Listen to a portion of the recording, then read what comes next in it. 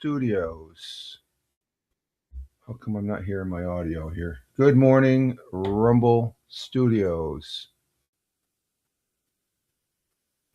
Let's see. I I hear the intro music. Okay. Okay, we're on. Okay. I'm checking the audio. And okay, there it is. Okay, I'm hearing it in my headphones. Let All right, let's try that again. Good morning, Rumble Studio. Well, no, let's back up here for a minute. Hang on. Good morning, Rumble Studios. Good morning, Rumble Studios. Good morning, Rumble Studios on this 07.20.2026. Current time is 05:52 a.m. Eastern Time here in upstate New York, the southern tier of upstate New York where I live and reside. Rich Roberts, Fireman Rich here at Fireman Rich over there on X and all those other fine the majority of the fine social media platforms there. Just Google Fireman Rich or else just look it up on or just check out the links on the various platforms. We're starting out this morning with 3 on Rumble. Thank you, Rumble rocks. 1 on Locals, 2 on YouTube, and 2 on Twitch. And one of those 2 is our Jersey girl down there in central New Jersey, Tina. Good morning, Tina. Yeah, I just can't, I didn't hear it initially here, so threw me off there as far as that goes. You say I can hear you coming over on the Twitch side on the comments. Glad to have you. Hope you had a good weekend. We're starting a new week, folks, and I do have the morning coffee. And the missus says, "Good morning, Tina." If you heard that there, she said, "Good morning." And like I said, I hope everybody had a good weekend. We had a pretty fair weekend. We little air quality issues there as far as that goes, but we got through it. We had the windows open since yesterday, so that's why I got the little hoodie here. It's a little cool out. It's a little cool out this morning, folks. And it's a little cool here in the house. So I woke up this morning. It's like, oh, it's a little chilly. I better put this thing on. So, and Tina says, "Good morning to the missus." Thank you, Tina. As But it was a pretty decent week. We took Saturday off, and but let's see, Friday evening we did a Lord of the Rings, a Locho. That's our second one, and then we did one yesterday. So we did a little live streaming this weekend, starting Friday, and then we had a 3-hour session yesterday, which was good. And Tina says, "Good weekend, but caught in Saturday's storms." Yeah, we had some storms Saturday. We had some thunderstorms. We actually had some. We're watching. I had the computers off, but I was on the Wi-Fi and watching the storms rolling in up here in the southern tier of upstate New York. And we there's some areas in the state that really got some wind damage and stuff. There were some tornadoes that popped up. The tornado icons, they were popping up on my weather Doppler radar that I was using, and so that was and they looked like one or two were headed right my way when the storm system came in. But I heard about the storms down south. As far as that goes, Tina, and down near location, there's freaking wind damage down that way. And but I think if anything, the storms helped blow away all that smoke that's been in the air from the Canadian wildland fires. Which, let's see, right now, currently, our what is it? Our air quality right now is at 36, which is good. So it went down here, 2, 3. It went down since last night here, and I guess we're expected to get in the yellow. Yellow's not too bad. We were out having, I think it was Saturday. Did we sit out in the backyard? Or was it Friday? We're not having we're not having, we don't have beer this week. What we get? Angry Orchard. We got the apple Angry Orchard um, um, for an adult beverage, I guess, and stuff. And they're pretty tasty. I wouldn't want to drink a lot of those, man. It's hard cider, I guess you could say it is, and it was based. Hey, Jackie, you want to look at your window? Huh? Let me open this up for you so you can open it. There you go. You can go look.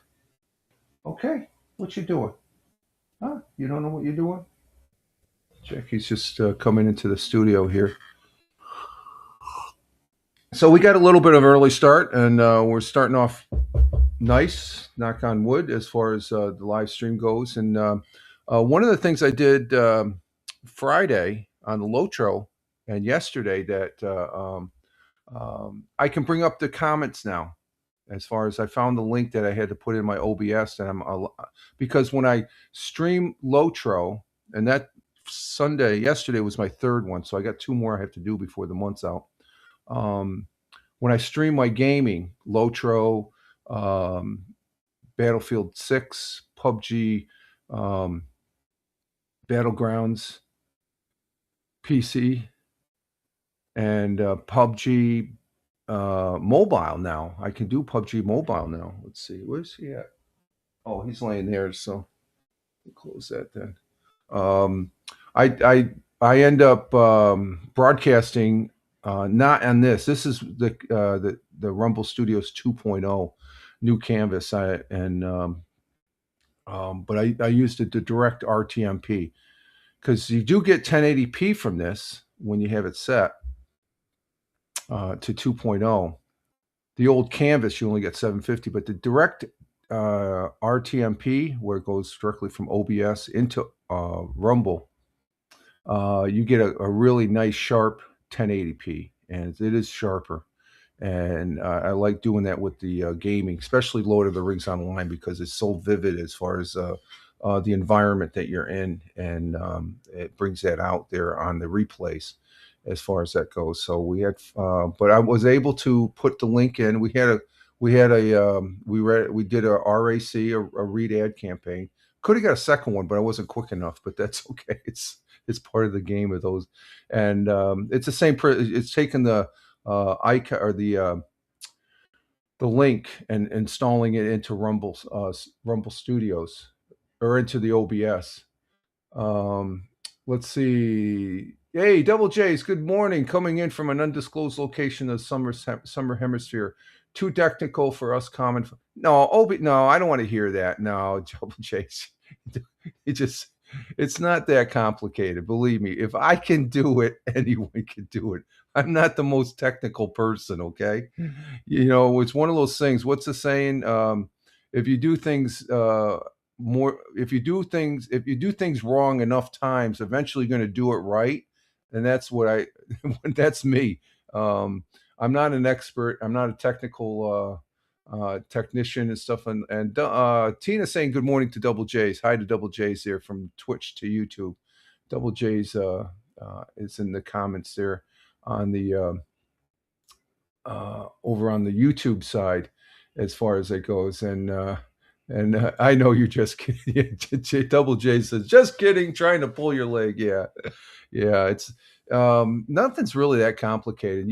I know I'm preaching to the choir with you, Double J's. You know what I'm talking about. There's some people though that they I've seen it over the years because I've had people tell me, "Oh, OBS, it's the crap," and stuff like that. I'm using it right now. This is the virtual cam. I like integrating the OBS, and it has a lot of options with it. And Double J's is saying hello, madam, to Tina there from YouTube to Twitch this morning. And but people they just don't want to take the time. They want it instantaneous, or they want somebody else. They ask other people's questions when they can do the freaking searching themselves and stuff like that. I see broadcasters like that. They'll canvas their audience and stuff like that. And sometimes the audience, there's people out there in the audience. I don't patronize my audience and stuff. You guys are on the same level as me. I'm not an expert as far as that goes. Double J says, yeah, got to use it, otherwise lose it. Just about the same as everything in life. Yeah, exactly. You use it, and, you know, it's just like this Rumble. There's people that don't wanna use Rumble because, "Oh, there's a certain group over there." That's a bunch of hogwash. Yeah, that's ignorance right there and stuff like that. I'll call that out. That's ignorance and stuff. But you know, it's just like I don't patronize you. I get a lot of good feeds from my people. You know, like Tina, Double J's, the people in the comment that I've known for a while since the Haps days and stuff, and that makes me a better broadcaster and stuff like that. I don't put myself on a pedestal that like I know more than you do and stuff like that. And it's I think it's the other way around. I think the people in the chat know more than the broadcaster in the majority of the circumstances. So I don't take that for granted and stuff like that. And I have to laugh when I do watch replays of other people and stuff like that. And I just shake my head as like, oh my God, the broadcaster doesn't have an effing clue, you know, how much of an idiot they look like. But at any rate, it's all good. I'm enjoying the live streaming though. It's good. I wish I could do it more, but it's just like sometimes it becomes too overwhelming to where you got to just take a break. So, you know, sometimes you know, like there's times I want to broadcast, and I'll take a nap instead because the nap is more beneficial to me. I enjoy that. So I'm not on a schedule. Well, we do have a schedule here for the Monday, Wednesday, Friday. I guess that's the only schedule I really try to stick to. Do I have to? No. But do I? Yes. Why? Because it's freaking fun. I like coming up in the morning. I'm up anyway. So why not get a good start to the day instead of grumble, yumble, and complain about things and stuff like that? That's another thing. I've seen so many broadcasts of people, they are the biggest bitches and stuff like that. They talk about other people and stuff like that, you know, in general, because you can't say the other broadcaster's name directly, or else what's it called, doxing, I guess, and stuff like that. Wouldn't want to do that. No, I wish all my other broadcasters, even if they are idiots, the best as far as that goes and stuff like that. And I know I'm an idiot sometimes because I hear it firsthand sometimes, but that's from somebody from a higher authority. That's the missus as far as it goes. No, we can be smart, but we can also be stupid sometimes at the same time. So I've been told. But it's all how you receive it and take it and stuff like that. Just take it lightly. Don't take it personal and stuff like that. It's ridiculous. Some people taking stuff really personal. That's how I feel about people that really have a heartache against Rumble and stuff like that. You don't have a freaking clue. This is probably one of the best platforms that came. I mean, it's better than Blab, I'll say. I got to say that. I love Blab. Blab was the blast. It's the OG of all of them, even more so than Haps and Restream and all those other ones and stuff like that. Blab was the one that started it all and stuff like that. Granted, you had Periscope, but Blab was better than Blab is still around. The people that worked on Blab, they're still around. They work on that program called Discord that everybody uses. I use it occasionally. I don't make it a mainstay, but the people that made Discord are the ones that developed Blab back in the day and stuff like that. And I think I was a 250 or 275 person that I could have been the in the first 10, but I just waited. I said I'm never going to use this. And I said let's just have it, put it on the shelf. I use it as a communication tool with some people and stuff like that. It's good to have as far as that goes. So it's like TikTok. I have TikTok, but am I on there all the time? No. You know, um, but this getting back to the Rumble. Rumble is great. I love it. I'm a pro. I love using. I'm always pro and for Rumble as far as that goes because I can broadcast into. Look at it, I can Twitch, locals, YouTube.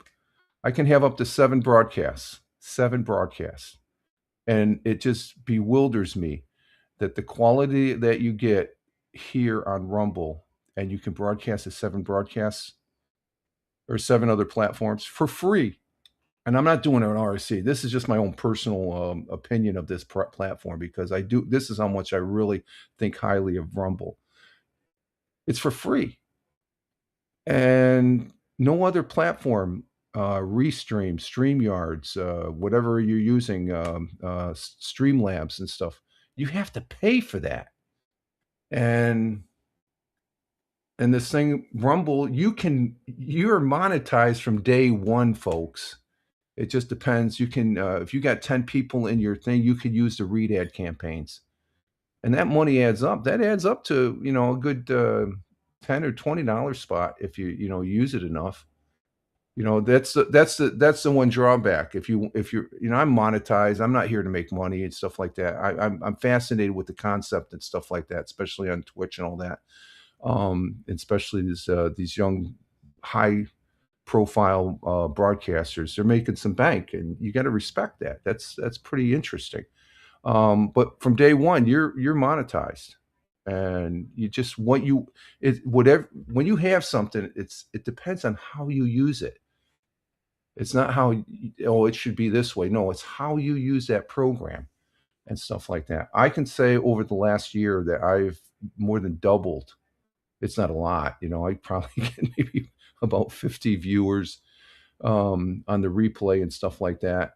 But I'm starting to see it. It's starting to filter over into my YouTube account, and I just look at that from a matrix. What's the beans are going up and stuff like that in counts. I'm seeing that with the Lotro. The last two Lotro, usually I get like 3 to 5 people on the views. Now I'm getting up to 25 to 30. That's a big increase. And you have to be in it in the long haul, because you look at those streamers that are in it for the long haul.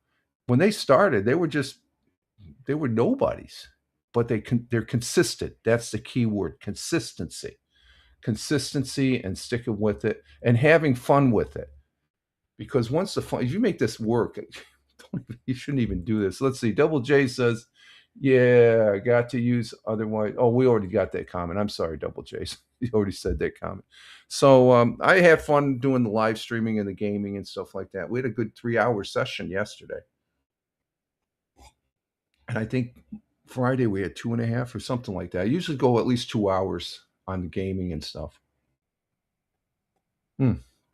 Coffee is good. So, but we're waking up this morning, and it's not bad outside. It's let's see, currently here in the southern tier of upstate New York. Oh, it dropped a degree.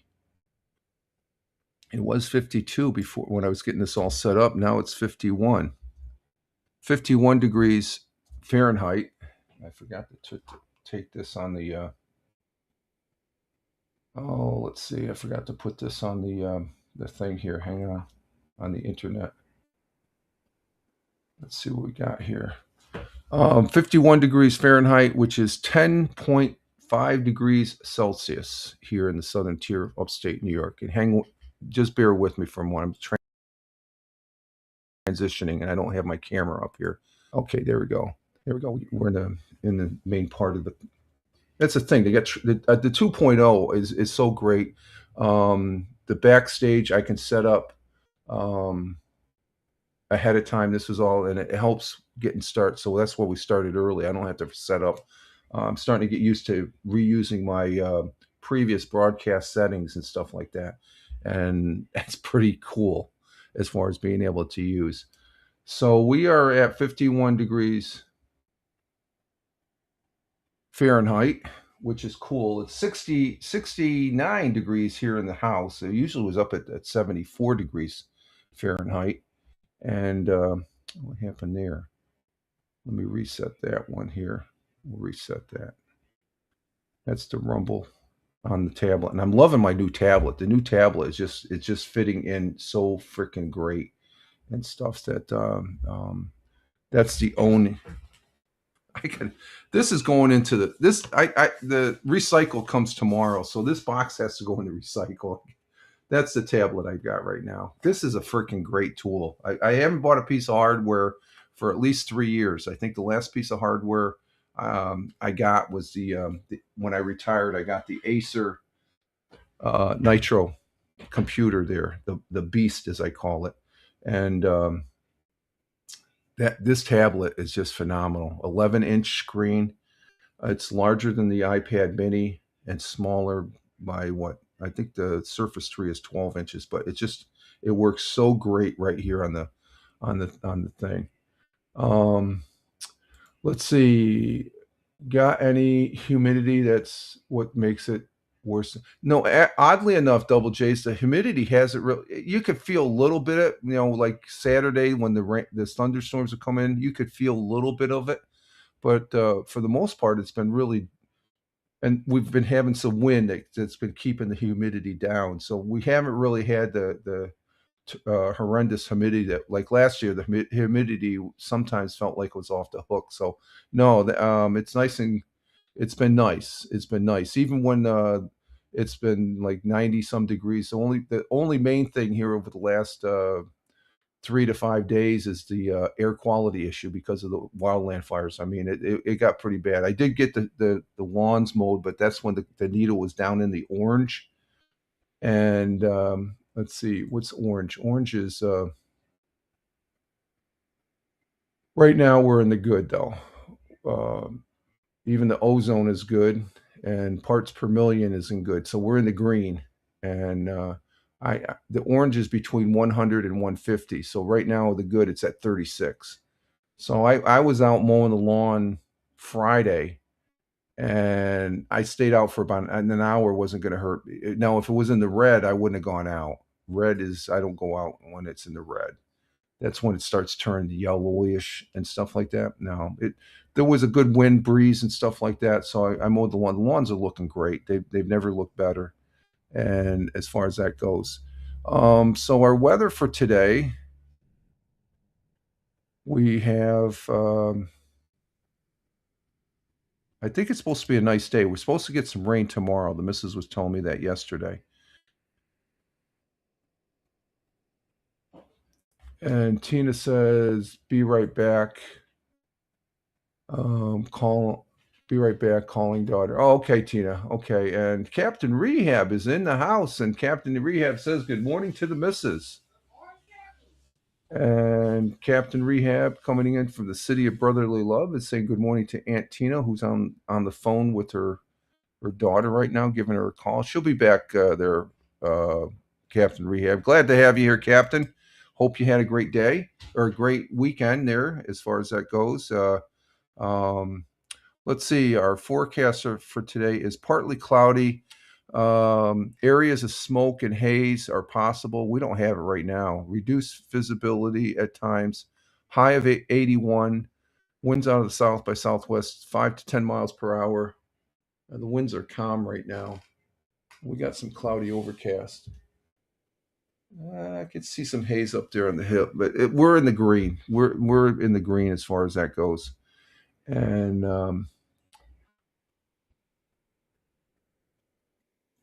Captain Rehab says she's on the phone with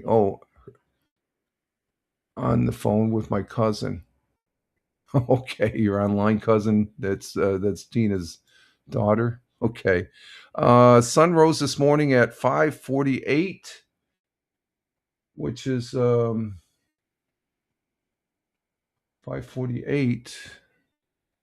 It's 18, 20, about 33 minutes ago. 33 minutes ago, the sun rose at 5:48, and it'll be setting at 8:37 p.m. We're getting close. 8:37. I don't know. It should be good. It should be. I don't know. Is it going down or going up? I don't know. 8:37. I got to remember that number. 8:37. So, and it's 9 o'clock. It's still daylight out for the most part. It's dusk. Our world times and temperatures as I speak, starting in Honolulu, Hawaii at 12:15 a.m.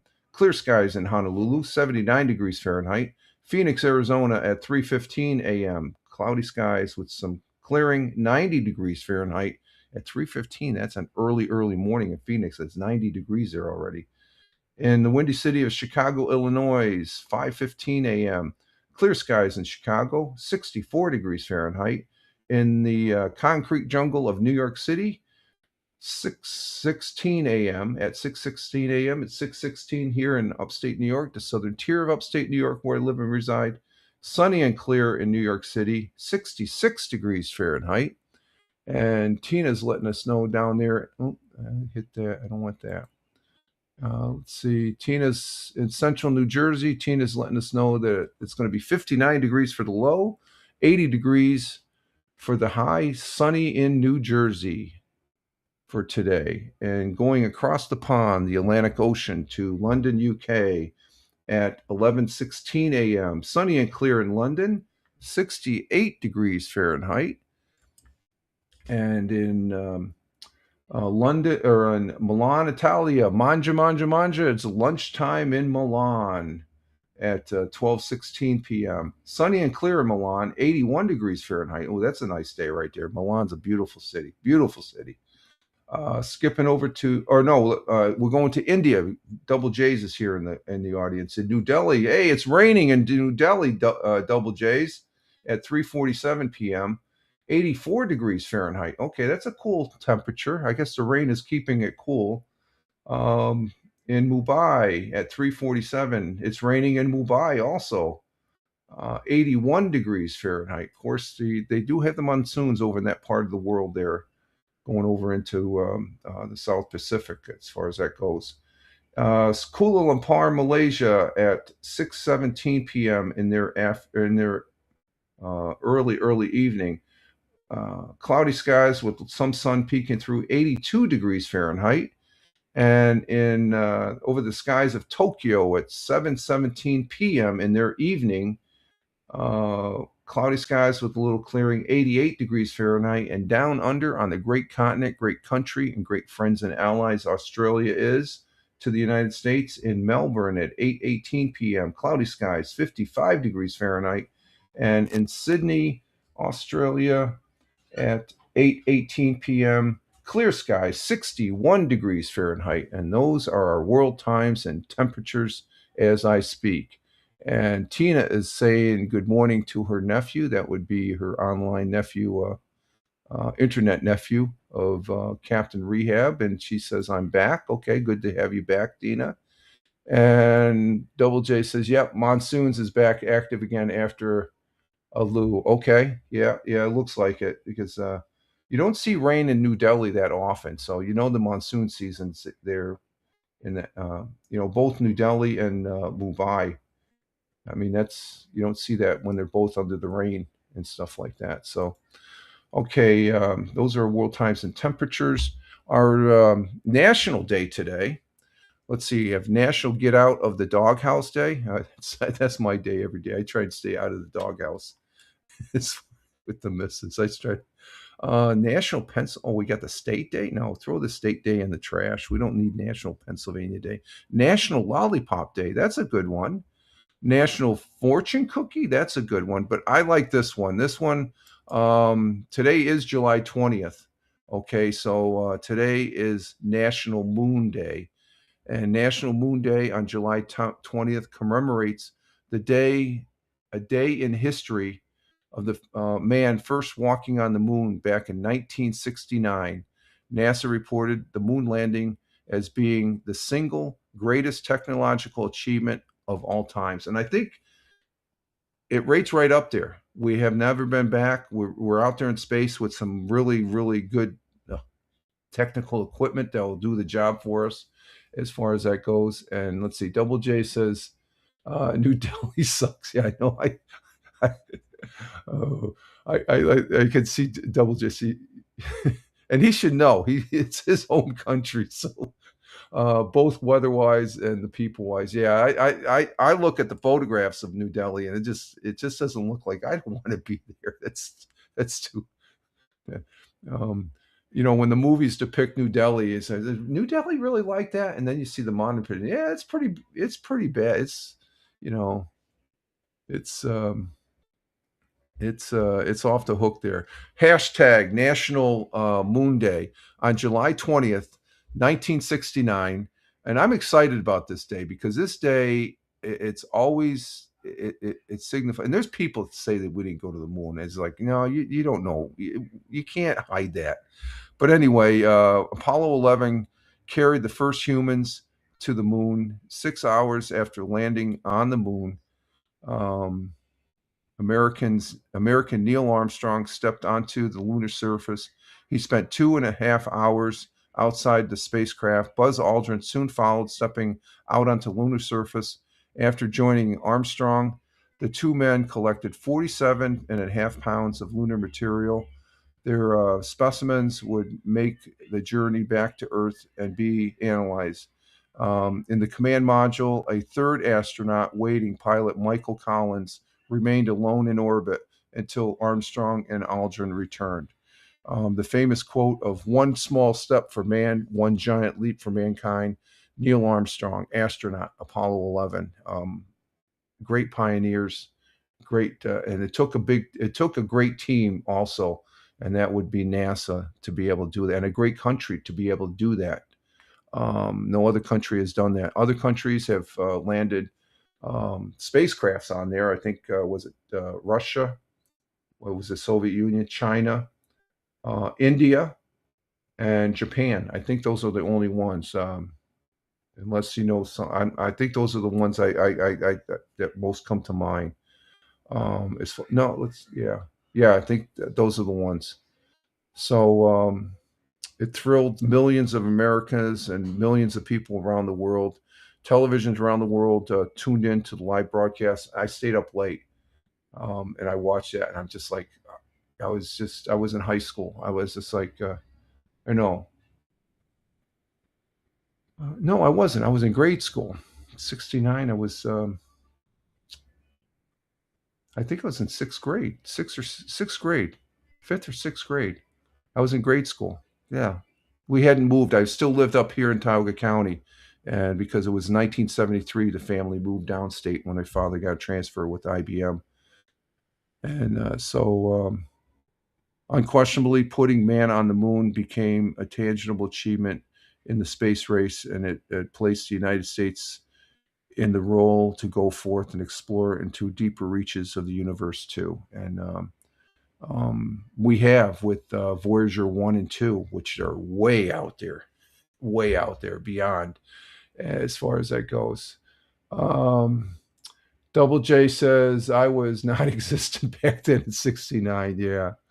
I was sitting there watching it. I was in 69. I was, what was I, 10? I think I was 9 or 10 years old and stuff like that. And it's just, I was sitting there on the couch and I was allowed to stay up late. And I'm like, um, it was just amazing. Every July 20, that it's stuck in my, that was the most historical thing that happened in my lifetime. That rates right up there with the signing of the Declaration of Independence, all these monstrous events that happened in history, the landing on the moon, the step to be here to see that is like, wow. It's a wow factor as far as that goes. Was color TV back then? No. Let's see. Did we have a color TV? I think color TVs were just coming out. I don't know if we had a color TV. You know what? I think we did. I think we were one of the first. We were one of the first homes on the street that had color. It was 68, 69. That's when the color TVs came out. It might have been black. I can't. The Double J's. I can't remember. And then when they replay it on the replays of the landing, it's always in black and white anyway, and stuff like that. I remember. I'm thinking it was. I think it might have been black and white because when they returned and they showed some of the photographs that they took on there afterwards in color, it's like, wow. It just was amazing. Yeah, there was color. There was color TV back then. Was it color TV back? They did have color TV, but I don't think I watched it on color TV. I think it was black and white. I think it wasn't until like 70, 71 that we got a color TV. And we were one of the first houses that got cable back in the day. It was 13. Back then, when I grew up, you only had 3 channels. You had ABC, CBS, and NBC. That was it. And maybe PBS. PBS came around back in 68, 69 there and stuff like that with Mr. Rogers and Neighborhood and Sesame Street and Zoom. That was another program that I used to watch as a kid. But then we got cable and you got 12 channels. And like, wow. You got the channel feeds out of some TV stations out of New York City, but that was boy, now we have we got hundreds of TV channels and stuff. We got more channels than we need, I think, as far as that goes. But today is hashtag National Moon Day, and I'm thinking. Let me see if I can get an update on the Starship. They tried launching it last week, and what day was that? And that was on the anniversary of when they took off, and that was 4 days before. 1, 2, 3. Okay, that was Thursday, the 16th, and Starship test flight 13 was scrubbed. Let me check something here. Starship flight 13 launch date and time. Let's see. SpaceX 13 Starship. Oh, they're supposed to have a launch today, so we might be we'll be brought. Okay, yeah, it looks like it's scheduled to launch today at 6:45. So we might be back on here at 6:15 in the evening. Let me see something. Let me see if we got a live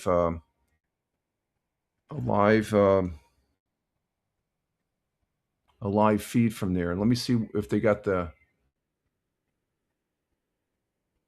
see that Starship, not Starship. 13.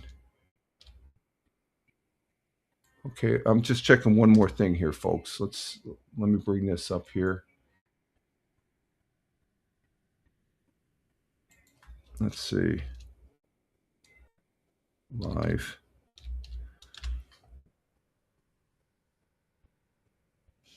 Let's see. SpaceX delays flight 13 further. Flight 13.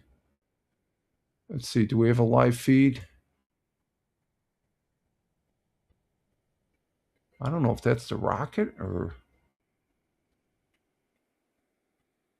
I don't think the rocket's on the pad, so it might not. I'm trying to look for the live feed that I usually look at. I'm not seeing a rocket on the pad right now.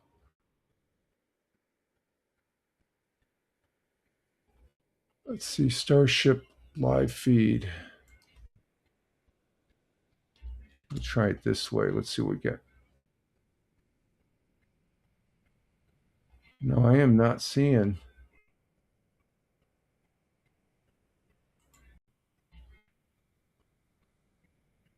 I am not seeing anything on the pad right now, so we'll have to see. But if there is no,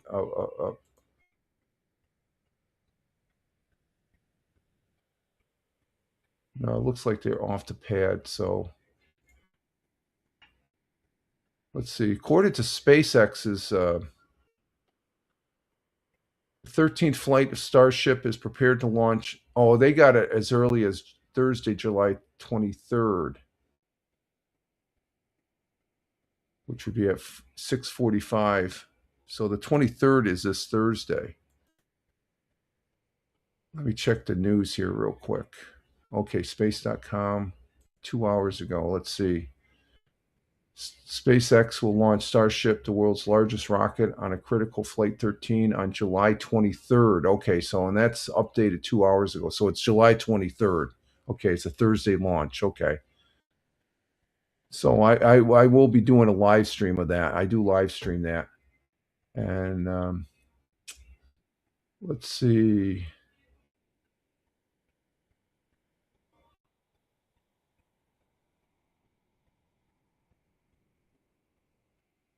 Okay, let's see. Tina is saying, Captain Rehab, just read what you wrote. Okay, yeah, she just wrote about the cousin.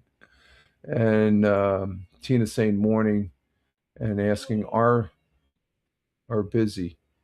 Okay, so Tina's saying good morning to Captain Rehab there. So there's our National Day. And let's see, we do have a thought for the day as far as that goes. Let me see what we got here. Our thought for the day. Oh, I skipped over the thought for the day because I got excited about July 20th. But let's go to our thought for today. Our thought for today comes from a great American football player, and that's Joseph William Namath, an American former professional football player who played in the American Football League, National Football League for 13 seasons, primarily with the New York Jets, and he was a quarterback. He was a great quarterback. His quote and our thought for today goes as follows: if you aren't going all the way, why go at all? Think about it. He was in football. He got a Super Bowl ring. He was bold. He was brash. He was ahead of his time, basically. If you aren't going all the way, why go at all? Joe Namath quote says. And what does this mean? It means that half-hearted efforts rarely lead to meaningful results. You have to put if you're going to go with everything you got. If you aren't willing to give something your absolute best, push through challenges, and dedicate yourself entirely to the end goal, there's no point in starting at all. You got to have that deep desire to go through it, even if it fails, because we all know if we fail, we're going to learn. Okay, you can't be afraid. So those are great. And Tina says yes, good one. Yes, Joe Willie Namath, as far as that goes, and a great American football player, and he's still with us. He's still around. What's his age? His age is 83 years old. 83 euros. God bless you, Joe. Um, great, great American football player. Back when the Jets, he was. I saw him play too. He's a great football player. One of the early quarterbacks that back in that era. Okay, we did thought for today. We did our national day. Let's see what else. Oh, I'm gonna put this over on the. Let's see what our broadcast is doing. What's it saying? 6,026 KBSs, and what's it on the OBS side? The OBS side says. Um, oh, it doesn't have the KBSs. I thought it did. What happened to it? Well, I guess it doesn't. It's using 9.6, 9.8 of the CPU, 60 frames per second. I thought I had a KBS. I guess I don't have it on there. Okay, no biggie. But we're doing good there. The broadcast is holding its own. Um, let's go ahead. I guess it's time for 100 years ago. We'll go to that. I like these early starts. We started what 10 minutes early, and Tina says you like him. I like him too. He was a great quarterback. I like him. He's doing those um, those certain commercials. What are you doing that commercial for? You know, when you know someone is not famous, they do those off the wall commercials and stuff like that. And it's like, that's like most of these actors. But I guess that's the work that they have to they got to try. Let's see. Let's go for 100 years ago. Let me bring that up.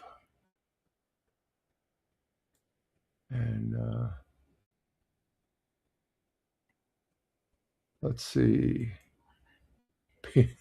What's that? Pantyhose? Okay, I don't know what you meant by that, Tina. Oh, hey, there's Farmer coming in from the Commonwealth of Virginia, otherwise known as California East. Good morning, Farmer. Thank you for being here. Hope you had a good weekend. Love the flags. God bless America. Love the flags there on the Rumble. I hope you had a good weekend and such. And good to have you here. Start of a new week. Start of a new week. We're going to do 100 years ago. And oh, I gotcha. Tina says, okay.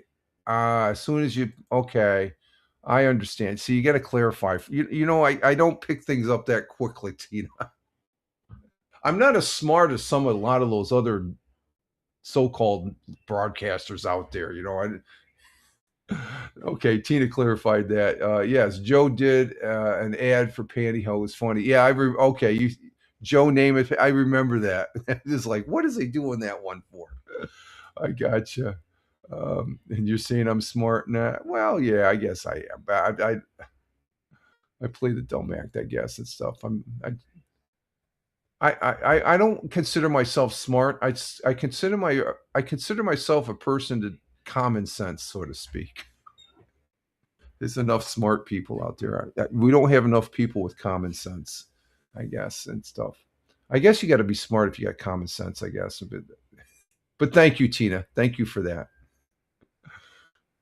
I get that comment from the missus every once in a while, and it's just like, oh wow. I don't want to hear too much because then it would really I get sucked down that rabbit hole and stuff, and I don't want to go that way. Okay, let's see. Let's go. Let's do 100 years ago over there on Fox 40.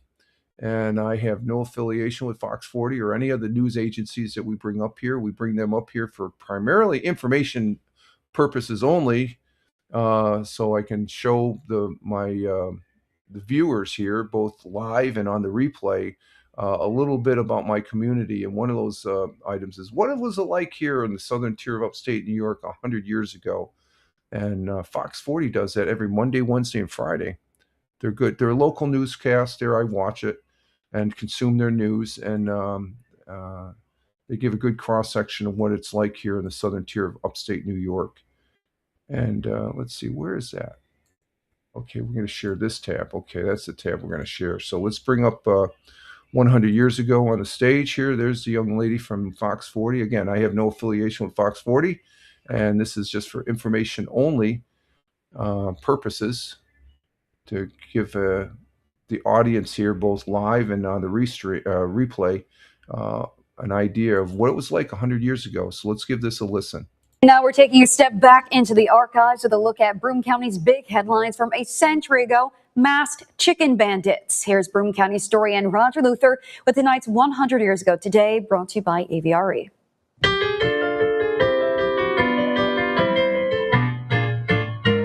100 years ago today, plans are being made to build a fire station and village hall for the village of Port Dickinson.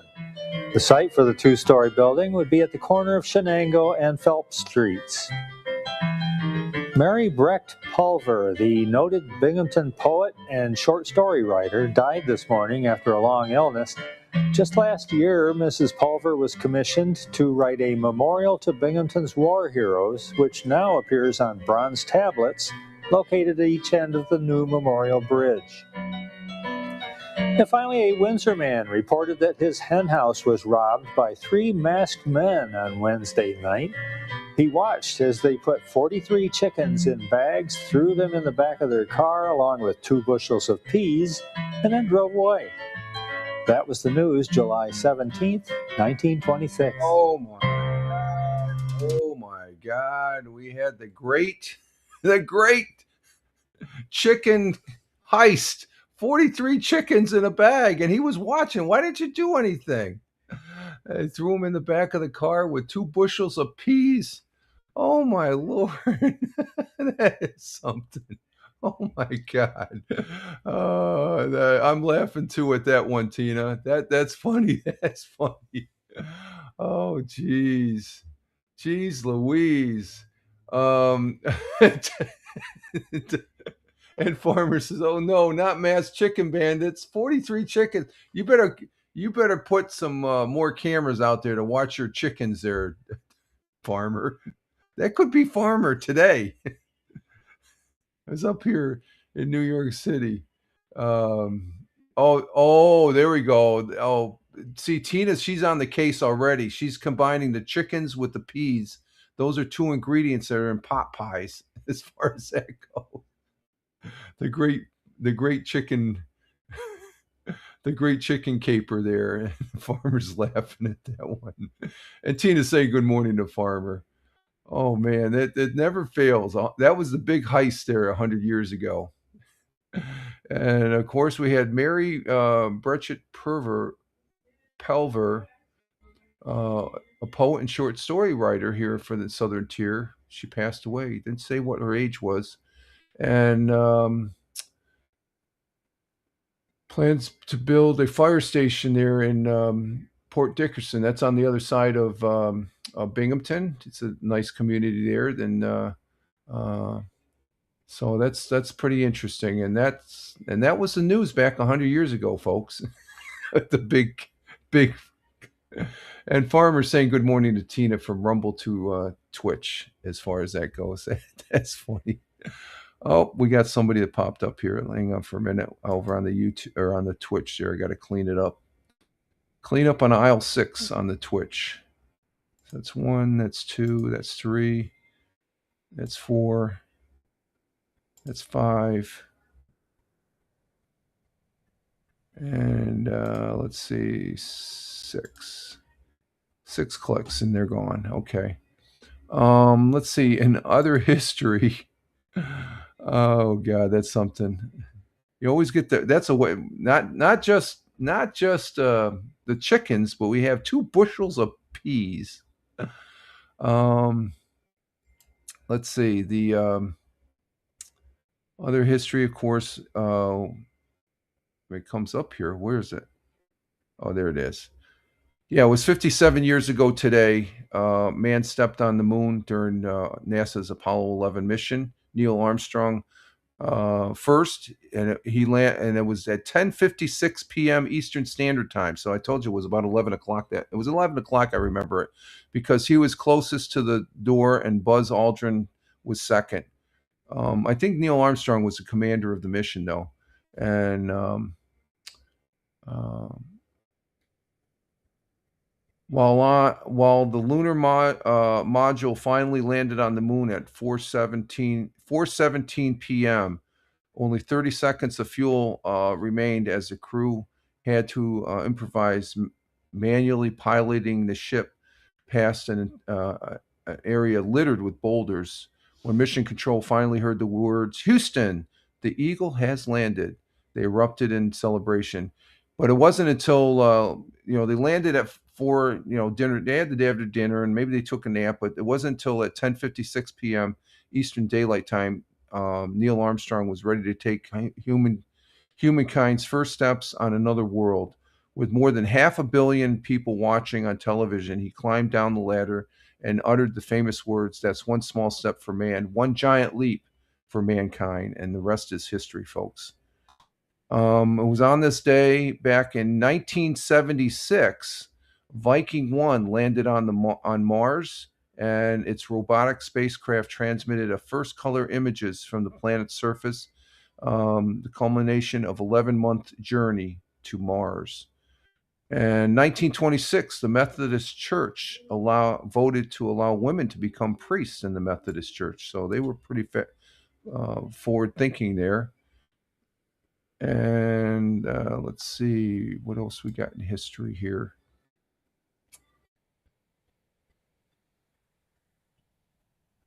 On the AP, they're talking about July 20th there with Neil Armstrong as well. Famous photograph of Buzz Aldrin standing in front of the American flag planted there. And let's see. It was in... Well, let's get rid of that. It was in 1917, on this day, American World War I draft lottery began as the Secretary of War, Newton Baker, wearing a blindfold, reached into the glass bowl and pulled a capsule containing number 258 during the ceremony inside the Senate office building. That was the first chip pulled for the draft. And let's see.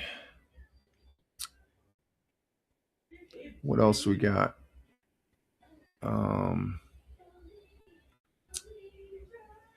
Let's see. Is that Shabuzi? No, it's Dolly Parton and Bellis. Oh, okay. Dolly Son Parton. of Jolene. I can hear her talking. So that's it for history there, folks. Let's see. Tomorrow we're going to be doing the audio podcast on Spotify for creators. It's Tuesdays and Thursdays this week. Every other Tuesday we do the Mixcloud broadcast, and as far as that goes, and let me see. Let me share that. What do we got here? Let me read. Okay, we got that there. Okay. I just got to reposition my thing here. What do we got here? Okay, there we go. Yeah, tomorrow will be the audio podcast as well as Thursday. Over there on Spotify for Creators, at Fireman Rich on Spotify, at Fireman Rich on Spotify. And we'll be doing that tomorrow morning, and maybe do another Lord of the Rings gaming tomorrow. We'll get at least one, and then we're going to be doing one Saturday or Sunday this upcoming weekend. But we got to get through the week first, because today's the first day of the week as we're working towards the weekend as far as that goes. So let's see. I think we're going to go ahead and let me bring myself. Oh, we're going to add this to the stage, and there we go.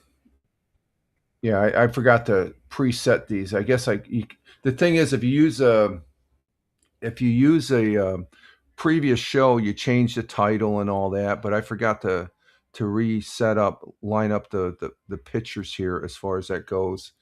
And there's Spain. Oh, we forgot to talk about the sports. Speaking of Spain, we'll get to Spain here in the World Cup. Captain Rehab didn't remind us about that. Let's see. Let me bring this back up here. Get this squared away. Baseball starting Friday.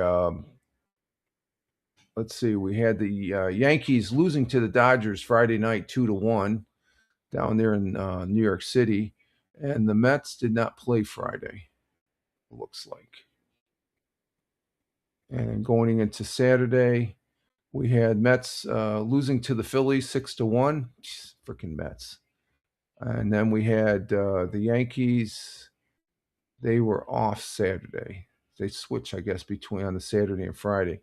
Yesterday, the Yankees lost again to the Dodgers 8-2, and the Mets won against the Phillies 6-1. Okay, good for the Mets. Today, we're going to have Yankees and Pirates at 7:05, and the Mets and Brewers. Mets are out in Milwaukee playing the Brewers tonight at 7:40. And tomorrow night, the Yankees and Pirates. And let's see, Mets have Monday off, or Tuesday off, as far as that goes. Okay, as far as Spain is concerned, Spain won the World Cup yesterday, folks. I wanted Argentina, but Spain ended up winning. Hey, there's Venecia. I know where that's at. Love Venecia. But me and the missus watched the World Cup yesterday, and it was pretty exciting. They won. Spain won overwhelming. They won the game as far as that goes. They were just monstrous on the field. They had 20 shots on goal compared to Argentina's 3, 11 shots on target, no target. Argentina couldn't even get the ball down. And possession, 68% went to Spain, 32% went to Argentina. And it wasn't until they got a red flag. There was a red flag on Argentina that towards the end, and that they ended up scoring after that. Spain did. So Spain's 2026, and I got to say that what is it? Let's see. Let's go back here. The World Cup in general, I really enjoyed it. I wasn't really much into the soccer football before, but I've been watching Manchester City Football Club for the last couple of years, and I've been a fan of them. So I basically enjoying football. European football, soccer, as we call it here in the United States. This World Cup just solidified that. I am a soccer fan now. And anybody says that soccer is boring and sucks, which you're not a true sports. You don't see the true sports in the thing. We have American football, we have baseball. You can say baseball's boring sometimes. It's like, okay, just get a freaking hit, will you? Any sports has its boring aspects. Hockey, even golf is boring at one time, but I like watching golf. Maybe it's because I'm older. Maybe I've opened my eyes a lot more, but I see some people out there that they say, oh, that soccer is boring. No, it's not. It's not boring. You're the boring one because there's hundreds of thousands of people that are watching this sport. And it is exciting once you get to know this. It's not that complicated of a sport. And okay, there's going to be those idiots out there. Oh, they're just men running around in shorts and stuff like that, kicking the ball. It's the team effort. What's what? I said, woohoo! Oh, okay, yeah. That's the missus got into it too. She's a soccer fan. Running around in shorts. And the shorts. Okay, she got excited with the men in shorts. So, but the people that they and if anything, it was the 2026 World Cup was a great success because it opened up this country to the world, and the world, they got a better glimpse of what the United States of America is all about. The culture. They say we have a culture here, which I'm very proud of that. It usually takes other people to look at things and see what they got, what you have, and stuff like that. I think for the most part, as an American, United States American, what culture we live our lives, we have a good time, we have our freedoms that but they love everything. We have I think we have a new fond respect from people, and usually sports will do that. And soccer, United States, even though the American team, it went as far as they could go, but hosting it, I think this country is really, it's a good sport. I still say Premier League is better than the United States Major League soccer teams, but um, I don't know. That's just my opinion and stuff like that. So I enjoyed watching it. The United States didn't win. My team didn't win that I picked last night, Argentina, because I like Messi. He's not going to be playing anymore. We got a chance to see some really great soccer players that won't be here the next World Cup going around. So, and it'll be interesting to see where they host it, because I think it's been very successful. And even Madonna, I enjoyed Madonna's halftime show. I don't normally like halftime shows. I guess that was a first. And so Madonna, I guess she has she did very well yesterday, and it was and the overall halftime show for the World Cup was really great. I enjoyed it as far as that goes. So those naysayers, I just say, okay, just put a sock in it. It's like, I don't want to hear it as far as that goes. Okay, we're going to go ahead and take a break here, folks. Tina, I know you're going to be, it's 6 minutes. Yeah, 6 minutes to 7 here. And as far as that goes. So I'll see you later, Tina. Have a great Monday as far as that goes, and say hi to Hal there. You're welcome, Tina. Ciao for now. Okay, folks, I will be back in a few minutes here, and just sit back, enjoy the views of the world live here, and Tina's going to be exiting there. Bye, and much love to everybody. Thank you, Tina. And we'll be back in a couple minutes because I am out of coffee. And we're going to go get some more coffee. So hang loose, and we'll be right back.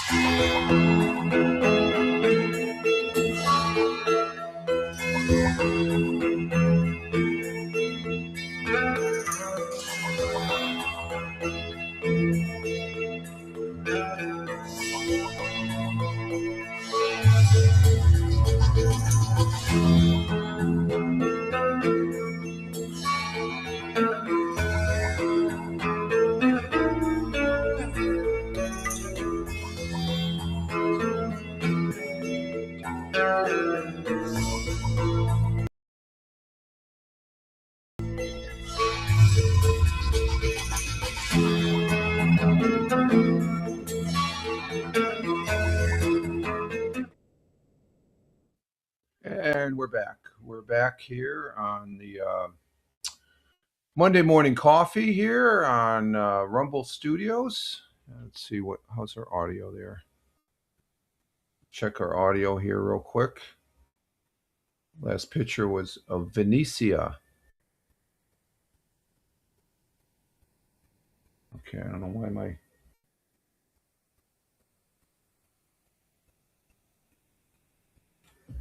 Let me reset my microphone here. Okay, that's better. Okay, we're back. Sometimes just resetting the microphone there. Let's see what that does. Let's see. I'm listening to it. Okay, I just re-listened to it on the tablet's about 5 seconds back delayed on the Rumble here, on the tablet there. So we are back here for the Monday morning coffee for 07.20.2026 at Rumble Video Broadcast. Our morning broadcast here for the start of a new week, new day here, Monday. We're working towards the weekend. I'm Rich Roberts, Fireman Rich. Your host, I guess you could say here, and I got my second cup of coffee here. And Tony D's in the house. The missus says good morning, Tony. Tony says salute to you, my friend. And hashtag positive start to the day, and good to see you there on the YouTube. And Double J, he's saying hello to Double J's there on the YouTube. Good to see you. Hope you had a great weekend, Tony. And down there in Warner Robins, Georgia, where he's turning the wrench on those F-15s at depot and stuff, which is very important. And on the Rumble side, he's commenting, saying his weather in his neck of the woods, currently 74 degrees Fahrenheit. 93 for the high, 74 for the low. Mostly sunny down there. And Tony's saying on Rumble to Rumble, hello to Farmer. The comments just come up real nice and stuff. And then I got the comments going on the RTM, the Rumble RTMP when I live streamed the gaming and stuff. I had big juice on the live stream yesterday, as far as that goes. And Tony on the Twitch giving a salute. With salute back to you, my friend, checking all the networks there. Thank you very much. And you just missed Tina. You just missed Tina there, Tony. She just she's only here for the first half hour or first hour and stuff. And Farmer's saying good morning to back at Tony from Rumble to Rumble, saying good morning to Tony. And Tony saying saying good morning to good old Captain Rehab there. And Tony is letting us know that all is good. All's good. Yeah, all's good on the thing there. Tony does that. He checks all the networks for us and stuff, and I do appreciate that. We're broadcasting on 4 channels. We could broadcast up to 7 on Rumble, okay? But I scaled it back that we currently have 8 people on Rumble. Thank you, Rumble. Rumble rocks. Appreciate it. You guys are always great. Let's see if we can kick that up to 10. We'll do a read ad campaign. Just sort of dangle the carrot. You can see me muddle through one of the read ad campaigns. Let's see. We got 1 person on locals, 4 people on YouTube. Wow, that's a lot as far as that goes. What do we got? Yeah, 4 people on Rumble. And let's see. We just had a notification here. What do we got here? Oh, we just had somebody just start following Maha Dunabai. Sounds Indian. Might be a friend of Double J's there. So thank you for. I get notifications that come on the email there of people following me on Rumble. Let me check the Rumble here. Yeah, okay, there he is. And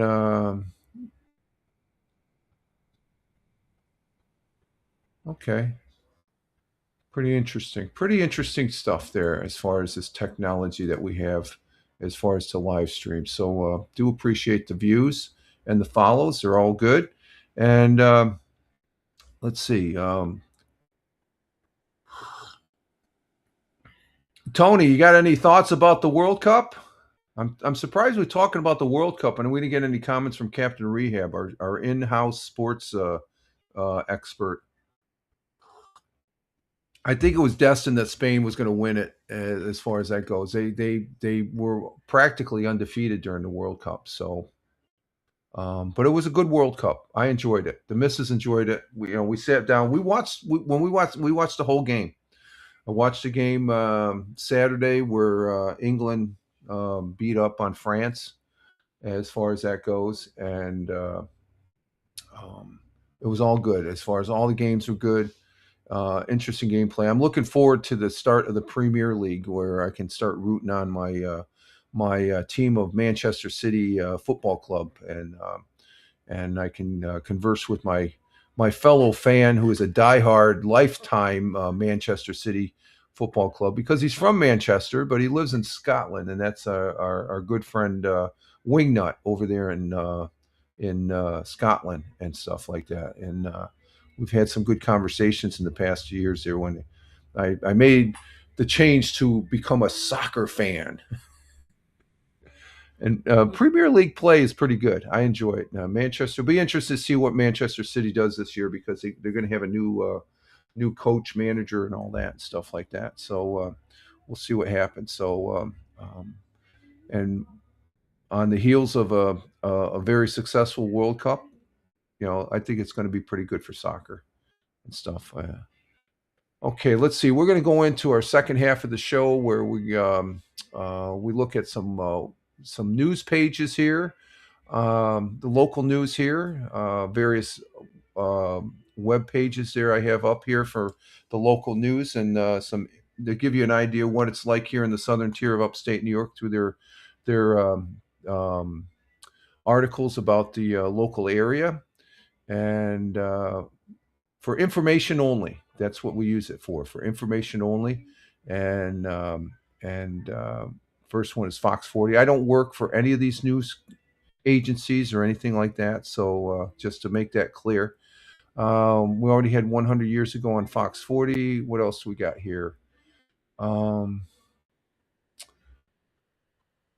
Let's see. Okay, St. John's the Baptist Ukrainian Orthodox Church hosts the 97th annual Ukraine Day Festival. Let's go ahead and bring that one up here as far as that goes, because there is a strong Ukrainian community in the Binghamton area, and as well as Polish and Italian. It's very, very diverse American cultures from different countries here in America. It's the melting pot, as you would say, if you will. They don't use that enough and stuff, or else they say it's wrong to use that. We shouldn't be using that. As I say, a bunch of BS. And let's see. Hang on for a minute. Let me see something here. Let me reset let me reset that. Okay, let's go ahead and quit there. Okay, so let's go ahead and bring this up on the stage. And let's see. Do we got this? Yeah, okay, here it is. And we'll maximize that and give it a listen. Let's see, maximize and see what this festival is all about. A local church is celebrating nearly 100 years of a cultural tradition. St. John the Baptist Ukrainian Orthodox Church holding its 97th annual Ukrainian Day Festival today. The event featured Ukrainian food, musical performances, a special birthday cake celebration and other entertainment. Event organizer Mark Hatala's grandfather was one of the founding fathers of the church. Deeply connected to the church community and its culture, he recalls those early memories that started it all. I remember my grandfather when I was young. We would be in church together. We'd go to his house. He lived on Harriel Drive right across from Rossi's, and he used to give us a nickel, and we used to go to Pete Corliss's and get some penny candy. Ukraine is just rich in culture, strong faith, strong people, and again, very proud to carry that tradition on. I loved what he said about penny candy because I can relate. I used to buy penny candy. When you got a nickel, you got a handful of candy. You got penny candy back in the day and stuff. So it looks like they had a great festival there. This gentleman with Ukrainian descent there and stuff like that. And they've been doing this for 100 years, folks. This is, it goes back to 100 years ago here in the Southern Tier. Strong community as far as that goes, and that's what it's all about. And we do. That's a long time for a lot of. It's just the way he said about right across the street we get a nickel and go across the street they get penny candy. I can relate to that like it was yesterday when I was a kid here in upstate New York. We used to go down to Sweeney's Market. Used to be on Main Street. Now they relocated. They had a fire, I guess, back in the 80s, I think, and they relocated down on Route 434, which is the main highway there, going through Appalachian. But we used to walk from school and stop at when we walked from where I grew up in Appalachian. We'd pass Sweeney's, and you'd always have you try and have a nickel in your pocket or a couple pennies so you get some penny candy. And they had a vast selection. It was just like it was unreal. They don't have that, there's one you come into the door, you go off to the left, and there's a cash out counter, and there's the candy all over. I could see it now. It's this Sweeney's Market. It was a great place. And they have some good meats there too. Sweeney's Market's been around for a long time here in the Southern Tier of upstate New York. Okay, let's see. That's good thoughts and memories there of a previous time. Let's see, what else we got? Anything else? Let's see. Gas Okay, let's get an update on our gas prices here. As far as prices in Binghamton. if you may be wondering what we're paying for gas, we're back over paying $4 a gallon and stuff. But this is as of the 19th, so this was as of yesterday. So we'll bring this up and because we haven't done a gas thing here in a while. So let's go ahead and play this one, maximize it. And as you can see, Binghamton, it's 413 average. Nationals 4. I think we're up to Stop and Shop. I think I got gas Friday, and it was like 404. So gas prices in Binghamton have been holding steady over the last few days, according to AAA. The average price of regular unleaded still averaging $4.13 a gallon. This is about a penny less than the state average, but 13 cents higher than what most Americans are paying. Locally, gas prices are up from the $4.07 we were paying a week ago before attacks between the U.S. and Iran escalated. And I think when they say that about the escalation and all that,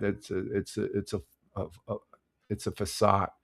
It's the oil companies are making. They could bring the money down but the thing of it is that $4.13. There's a lot of taxes. If the people that are outside the United States, we pay a lot. More than half of that price is taxes. And the government, both state and federal, they could bring that price down by reducing the tax, but they can't because they have so many programs tied to that money. But they can. They say they can't, but they can. So that's the deep dark secret. When you hear prices are high here in the United States, it's primarily because the state and federal government do not want to give up their tax revenues. So if they just cut the taxes in half, we'd be paying under $3 a gallon here in the United States. So all that money is not going to. It's about, you could say about maybe 2/3 of it is going to the oil companies, but there's a good chunk of it that is state tax and federal tax. As far as that goes, a lot of people don't realize. They just say, "Oh, it's the oil companies." No, it's the federal government. They got their hand in that money. As far as that goes, so it's because everybody needs gas. So you get a couple pennies after 1 million people, you got some money in the bank. I always remind myself when somebody people say the gas is expensive. Yeah, what's the government? What's the government doing about it? They don't want to say anything because if they say something, then you'll know about it and stuff like that. That's my take on the gas. It's not necessarily gas companies, but the local companies, they raise it a couple pennies. They're making that extra pennies, but that money that's taxes, it never changes, folks. And it can. Government, they make the taxes, tax laws, they can reduce the taxes. They raise it, they can lower it. Simple. But they don't want to until they people are yelling and screaming. But I'm just I'm not even a whisper in that conversation right there and stuff. So okay, let's see. I think that's it for Fox 40. Let's check out. Let's see, WBNG. What do we got here on WBNG or WEBO? Oh, they're still talking about the RV fire in Endicott last week. Okay, let's go to WNBF. Got a lot of big name chain stores and restaurants closing. Okay, that's nothing new.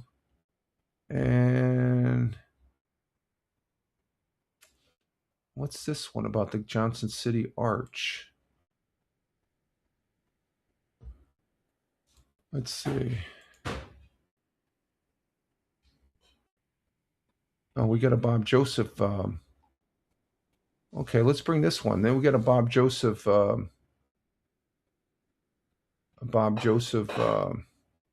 Story here. So let's go ahead and do this one. There's an arch at the entrance into Johnson City that goes back over 100 years. I guess they're redoing it. Let's see what we got here. Let's go ahead and bring that up. This is on WNBF.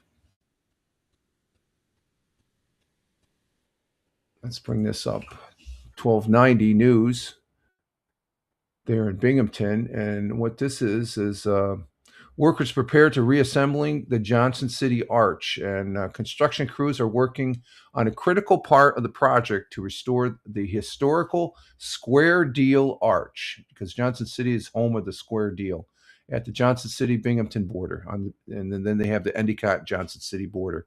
The iconic structure on Main Street was removed more than 2 years ago as part of a complete restoration project.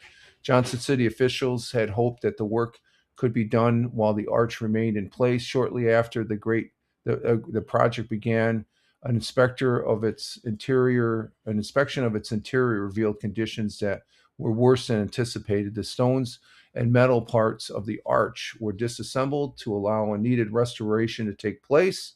And in recent days, concrete has poured on both sides of the main street for the pillars. And this is a structure, I guess, when they took it down, it's been there for over 100 years, I guess. Two-way traffic comes through there. There will once again be 3 working light bulbs on the restored arch, the new lighting element, an LED rope also to be installed on the top of the structure. The arch project is now expected to be complete in October. The Square Deal Arch was dedicated in Endicott Johnson to Endicott Johnson founder George F. Johnson back in 1920. So that's when they had that. And just to show you some pictures that are in this article, there's the arch right here there when they first started construction. It's a flashback. Main City between Binghamton and Johnson City was closed. I think that's Route 17C. But there's that's the old arch. You can see, and there it is. It's completely out of the ground there. And there's a diagram of the new arch, gateway to the Square Deal town. Johnson City is. And we do have a Bob Joseph on the spot. We'll go to that right here now. Let's see, do we got that? Let's see. Yep. There's Bob Joseph. He actually works for WNBF. Okay, so this gives us an idea of, and there's the church right next to it. I can't think of that church that's right there, but that church is over 100 years old. That might be the Methodist church, the Ukrainian Methodist. Let's see. Bob Joseph might let us know. Let's go ahead and give this a listen. It's July 15th, 2026. The Arch project continues. I'm in Johnson City at the Binghamton City line, and Arch should be reconstructed. We would think now it should be completed by October. That's the expectation. You can see the North Pier has been installed just in the last few days, and we have workers at the site from Fisher Associates and one of the other subcontractors on the project. So there is an impact on traffic here on Main Street. Main Street remains open while this work is underway, but there are lane restrictions. So use caution, and we'll keep you posted. It's been a long-awaited construction project in Johnson City and should be completed sometime this fall. I'm Bob Joseph, reporting. Okay, so that's Bob Joseph from WNBF. We thank him for showing us. It's just the pillars, but there'll be an arch over there, and it has a very what is that? The arches, is that on 17C? I think so, yeah. Yeah, I think that's 17C Yes, going it is, through. yeah. Yeah, it's going through Endicott, Yeah, Johnson used to be City. the main route Yeah, back in the day. yeah. I guess on the Binghamton side of Johnson City, when you go from Johnson City into Binghamton, I guess that arch there they're redoing Oh, as far as it Down goes. that It's been a way. while. I think the last time we drove up that road, me and the missus, it was we went up there for breakfast, and the place was closed. that was a different. Isn't that 17? When was the last time we went up that way? That was on Main. I think it was that was on Main Street over. Main Street going through Johnson City hell, is I don't 17C, know. yeah. Yeah. Or also was a furniture place that we were looking at. I don't remember. But it's been quite a while since we've been up that road there and stuff. We usually go up 17 to Johnson City and stuff like that and bypass that. So, but that was just a couple days ago. So thank you, Bob Joseph.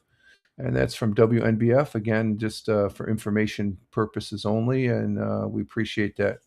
Bob Joseph always has some great pieces there. It gives you the nut and thing. Oh, we got another one. Longtime Wegmans employee retires after 36 years. Let's go ahead and bring that one up. I'm not going to tell you. There's an article. This is at Wegmans. It's a major supermarket. This gives you an idea what an American supermarket looks like for those folks that are from overseas. It's part. Wouldn't you say our supermarkets are part of our American culture? The way yeah, because Italian supermarkets. We had one when we were living in Italy. It's sort of remind, but it had that you knew you were in Italy. But this is Wegmans. They're predominantly they're up the north and east, but they're predominantly here in New York State as far as that goes. So let me bring this one up, and this is Bob Joseph giving us an. This gentleman is retiring after 30 some years. What is it? He's a local guy though. He's 36 years, a Vestal High School graduate who joined Wegmans a few months after the supermarket chain opened in Johnson City. Is retiring as its store manager, and so let's give this a listen. After 36 years, you're preparing to retire. You've been with Wegmans going back to 1990, and most recently, the manager of the Johnson City store. What's it been like, a career of 3.5 decades with Wegmans? It's been wonderful. Like I was saying earlier, when I first came to Wegmans, it wasn't necessarily something I was looking at for a career, but I just fell in love with the culture and the way they treated me, the opportunities they gave me. So it's been an outstanding opportunity, and sad to leave, but very excited for what's next. And you actually started with the company right here in Johnson City. Right and here in Johnson City. You were scooping out salad and serving customers. You were greeting customers face to face when the store opened in the summer of 1990. Yeah, back in 1990, started out in the kitchens and was serving the potato salad and the macaroni salad, and just had a great time, and had so many opportunities given to me. But it's hard to believe that 1990 was 36 years ago. It feels like it was yesterday. What are some of the biggest changes you've seen at this store? It continues to be one of the stellar stores in the Wegmans lineup, which now I think is about 114 stores. Yeah, 114, going to be 115 in October. As far as change goes, Wegmans is a company of change, so we're always changing. So you see all these different innovations coming in, and just so excited to have been a part of all of that.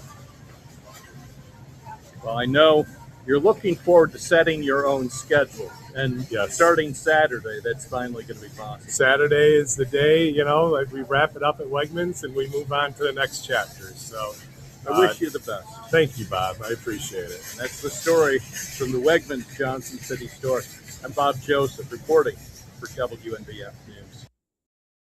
All right, we thank Bob Joseph. And there's Wegmans right there, a great store. We go up there every once in a while, up there in Johnson City, across from the Oakdale Commons. That's probably one of the premier grocery stores, wouldn't you say? Yeah. Yeah, it's very overwhelming though. It's very overwhelming and stuff like that. It's just but an interesting store, and you can see the shelves are always packed there, and they always have some they have some unique thing. I think that's one of two places that I know offhand that I know I could get tiramisu cake made, and they also have the frozen kind too. I think we used to get the frozen kind there and stuff. I remember back in the day. So there it is. That gives you an idea what a premier local grocery store is, and they got some good prices there, I think. Or would you say they're more expensive? I don't shop there enough. A lot of people like the prices there. Yeah. My problem is they have so many of the really fancy or yummy stuff. Yeah. They it's overwhelming on some of the That stuff would- they have. Bust the budget. Yeah, you can definitely bunch. Well, you could say that almost about the super Walmarts with their grocery stores now. Well, Sometimes. I do better at Super Walmart than I would at Wegmans. Yeah. It can be overwhelming. So there's another piece from Bob Joseph, and we thank him again for that piece there and stuff like that. It gives you a little idea what it looks like here in the in the southern tier of upstate New York. Now we're going to go to WBNG. They got Deposit Lumber. This is a festival. It's in its 50th year. It's a Deposit Lumberjack Festival, and Deposit is just southeast of Binghamton on 17. And this is an annual. Oh, they don't have a video. Well, that sucks. I thought they'd have a video. Let me see if they have a video here on their. No. Well, let me show you a picture of it as far as that goes. That's. Let's go ahead and bring this up. But it's a pretty. I think Wednesday they'll probably have a video up for Wednesday. But let me just go ahead and premiere it so we can go ahead and. Let's see. Let's bring this up here as far as share that. Bring that up there.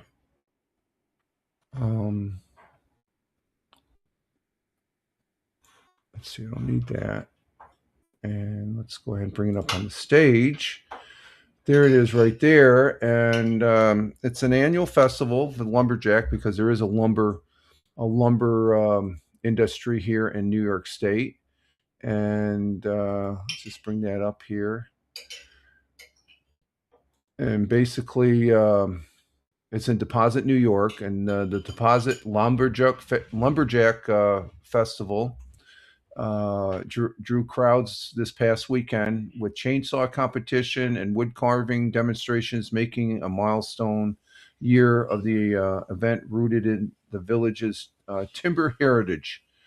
Aaron Scott III of Pine and Bear It Chainsaw Carving said he transferred a block of pine into a figure. I guess that's the figure that's in the picture there at the events across the region. So that's a sculpture there. I take blocks of pine and I turn them into owls, eagles, gnomes, mushrooms. I guess that would be a gnome right there. Anything your heart desires, he says. He's working on a gnome fireman. Oh, that's what the gnome. Okay, that's a gnome fireman, maybe. Okay. That actually is going to New York City. It's a gift for a lady's son-in-law. They have a nursery gnome, a nurse gnome already, but they need a fireman gnome. So, Deposit is rich in the timber industry. It's what this town is founded on, and it's what the festival is all about as far as that goes. So I think they had some good weather other than the thunderstorms there on Saturday, and I bet you Wednesday we'll have some video of that on WBNG as far as that goes. I'm surprised we didn't have any video as far as that goes here now. Let's see. What else do we got here? Yeah, the storms there. New York NYSEC crews restored power after severe thunderstorms caused widespread outages on Saturday. As far as that goes. Well, on the 19th, I guess it was reported a lot of customers were out of power there. Let's see, what else we got? I don't see anything else on the WBNG. It's Monday, so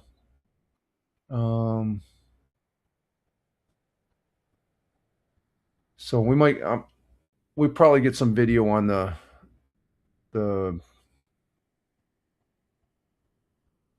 Lumberjack Festival there. Let's see, WAAL 91.1, The Whale. Oh, here's a good one. Oh, let me bring this one up because who's Jonathan Kane? Oh, he's the Journey keyboardist. Let me this is an interesting article. I'm gonna bring it up because I like Bruce Springsteen's music. I still listen to it.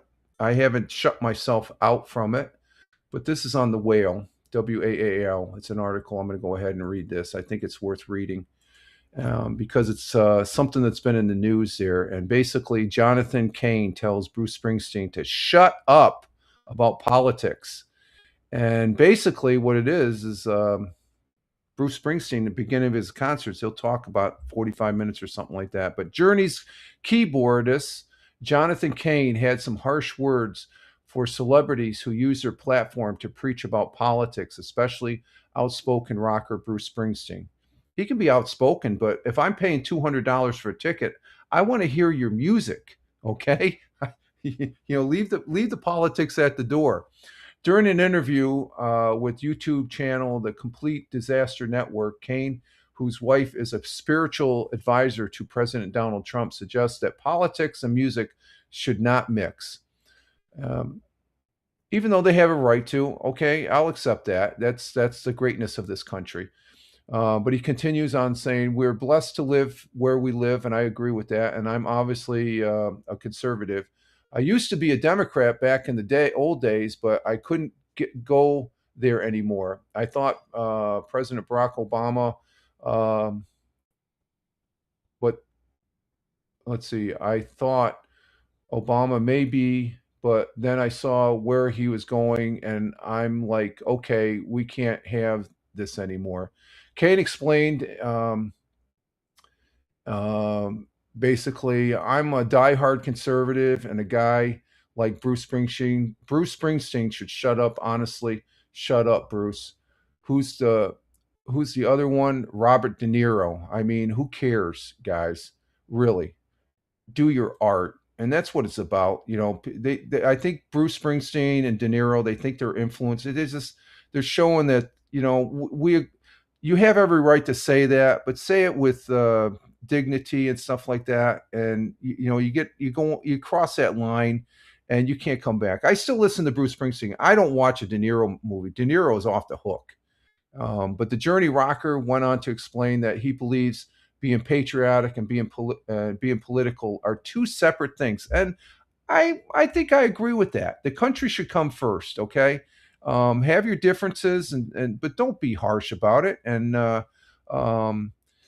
he goes on to say, I tried to keep politics out of my music, he remarks. Now I'm releasing this patriotic song, The Winds of Freedom, a salute to America, because I'm a diehard patriot, like Kid Rock, who's my friend. And Kid Rock, he rocks. We're a couple of patriots, and we love our flag, and we love our nation, and we grew up that way. Jonathan Cain says Bruce Springsteen is an annoying, bitter old man. And he does sound like that when he gets on that political thing. I mean, his concerts, you pay premium. You pay premium dollar for his um, to watch him as far as that goes. And let's see, let's bring this right here. What do I got here? Oh, this is the one I want right here. Share this tab. Okay, there it is. I shared the wrong tab here. I'm reading it. You just keep the picture on here. But I think the end, we should do what we do and truly try to unify, Cain continued. I think our job as artists is unifying people. I mean, Paul McCartney says, hey, when I sing Hey Jude, Democrats and Republicans all sing together.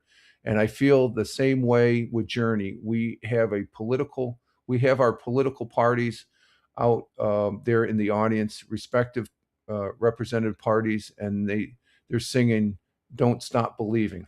Cain has been an outspoken supporter of Trump, and even has been an outspoken supporter of Trump, and even performed at the president's Mar-a-Lago estate. On the other end of the spectrum, Springsteen has been one of the loudest critics against the Trump administration.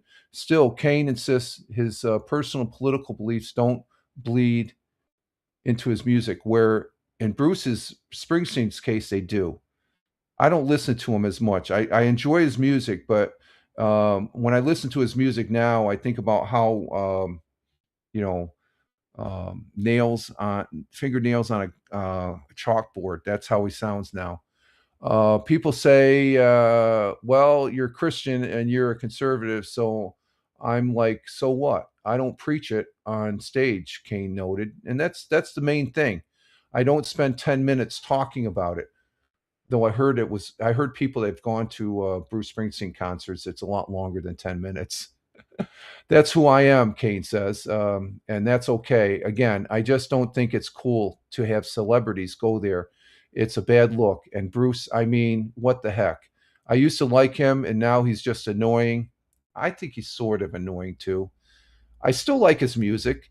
He's an annoying, bitter old man. I mean, stop it, Cain said. Really, you were born in the USA, weren't you, dude? So act like it. But even that song, Springsteen's Born in the USA, if you look at the lyrics, it's kind of dishing the country. And it does. I think Reagan at one time he used that. He thought he didn't know the true meaning. So Jonathan Cain from Journey, expressing his views, and The Whale, they're a classic rock. And I think that's a good article. Put a sock in it, Bruce. And De Niro. De Niro is off the hook, though. Oh my God, he's wretched. He is wretched. That's my opinion of him as far as that goes. So that's a good piece right there. And Captain Rehab. Oh, you got your old. Is this your old? Let's see. Is that your old? Let's see. We had Captain OG 50. Okay, Captain Rehab's still here. Okay, Captain. And Captain Rehab saying hi to Tony. And I didn't bring this up for Tony. Tony had a wave there. We have our views. They're fine. But when and both sides have some good points, but they also have some bad points and stuff like that. So you got to try and find that middle ground. And it's obvious Springsteen and De Niro are not finding that middle ground. They're just full bore into, just give it a break. You'll probably find that your blood pressure gets calmer as far as. So that was a good piece on the whale. We don't usually get too many. That's a good piece right there on the whale. Okay, Robertson.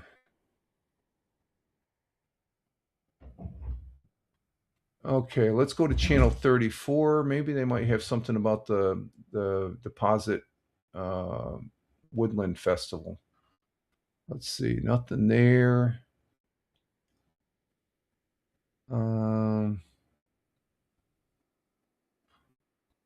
Okay, Binghamton Fire Department get new north side location. Okay, let's go here to the Binghamton Fire Department. This is on channel 34. And let's give this one a look-see as far as that goes. Big Juice, there you are. Here he goes with the 100 years ago. Big Juice, what time is it? What's the time? Where are you at? You're on the Twitch. What's it say on Twitch? We've been on for an hour and 57 minutes. We do 100 years just before the end of the first hour. So you're going to have to watch it on the replay. Good to have you here, Big Juice, coming here from the Buckeye State of Ohio. And thank you for being on the Lotro stream yesterday. I really appreciate it. I got to do the comments there and they work fantastic. So thank you very much. Okay, we've got this article on the Binghamton Fire Department. Let's give this a listen here. Oh, let's get the location for the north side. New location for the north side Binghamton Fire Station has been announced. Mayor Jared Cram says the new station will be built right next to the existing one on Shenango Street. The vacant lots at 419 to 423 Shenango Street were once home to an Eddie Howard gas station and the area's first automated car wash in which the driver remained in the vehicle. Cram first mentioned building a new fire station in his 2025 budget address. The new location was selected by the city's project design team and will replace the current station, which is 66 years old and nearing the end of its useful life. Cram says the city is working closely with Congressman Josh Riley to secure federal funding for the project. So given the fact that they have all that property next to it, that's going to be a big fire station, I think. So new fire station going in Binghamton there, the engine company number 3. Binghamton Fire Department, that's a paid fire department there in Binghamton, and we appreciate the work they do there as far as that goes. And let's see, did they ever do the test launch again? No, the reschedule on that Big Juice is this Thursday at 6:45. So I checked the live feed, and they don't even have was it Heavy Booster 20 and Starship 40 on the pad. They took it off. So we checked the first hour there. Space.com says it's going to be Thursday, July 23rd at 6:45. So I'll be online live. We don't have a morning show. I do the audio podcast on Thursday, but I will be live for that Thursday at 6:15. I usually go on about 20 to 30 minutes before the actual launch time, and I stay on there for the whole launch. This last launch attempt on the 16th, they started the rockets. There were several engines, Raptor engines on the heavy booster number 20 that or super heavy booster, I should say, because it's a new booster. It's a version 3 booster, or no, the Starship is version 3, but this is a super heavy booster that gets the Starship up there into space. When you have several Raptors shutting down, it's an automatic abort as far as that goes. So we'll be doing that this Thursday. Big Juice, thank you. Okay, so that's on channel 34. Let's see. Do we have anything else? New fire station? Looking down. I'm not seeing anything. Let's go to WENY out there in Elmira. And despite rain, start Gus Mackey in Elmira is in full swing. What is that about? Let's see what that's about. Oh, that's a basketball. Close to 140 teams off in Elmira for a return of the Gus Mackey 3-on-3 street ball tournament. Okay, that's not a video, so we won't be showing that. Let's see.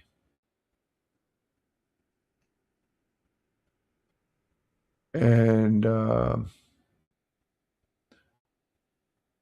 let's see. Big Juice says, so Thursday, Rich will stream it again. Yeah, at 6:45 p.m. Okay, that's right after dinner for me, stuff like that. So thank you, Big Juice. Okay, WENY. Do we have anything on here? I'm not seeing anything. Oh, here's the no, that's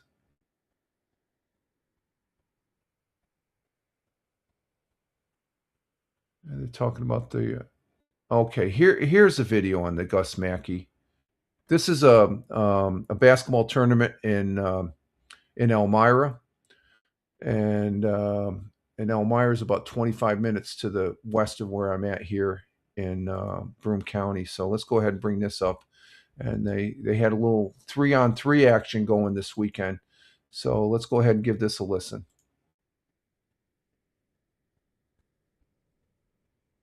Okay, what happened? Well, the Gus Macker 3-on-3 basketball tournament is back in Elmira and happening right now.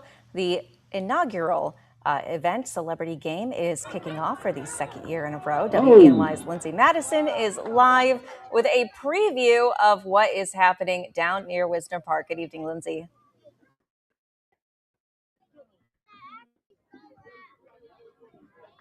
Yeah, Renata, the road to Gus Macker Elmira begins tonight. Behind me, we have the Celebrity Game happening right now. It's commentated, and the crowd is excited. So I'm just going to step off camera, let you see what exactly is going on. Now, as I mentioned, tonight's game is the Celebrity Game to help tip off Gus Macker. It's a 3-on-3 outdoor tournament.